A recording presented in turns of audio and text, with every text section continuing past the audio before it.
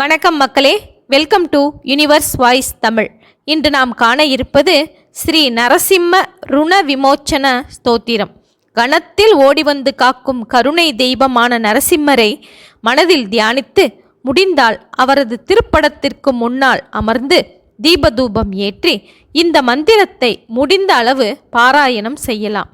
சுத்தமான பசும்பாலில் கல்கண்டு கலந்து நைவேத்தியம் செய்ய கூடுதல் சிறப்புண்டாகும். 48 நாட்கள் காலையிலோ மாலையிலோ நரசிம்ம ருண விமோச்சன மந்திரத்தை தமிழிலோ அல்லது சமஸ்கிருதத்திலோ ஓதி வந்தால் எத்தனை கடன் இருந்தாலும் படிப்படியாக வருவாய் பெருகி கடன்கள் தீரும். எதிர்பாராத இடத்திலிருந்தெல்லாம் உதவிகள் கிடைத்து கடன் தீர்ந்துவிடும். கடன் கொடுத்தவரே மனம் மாறி கருணை காட்டும் நிலையும் வரும்.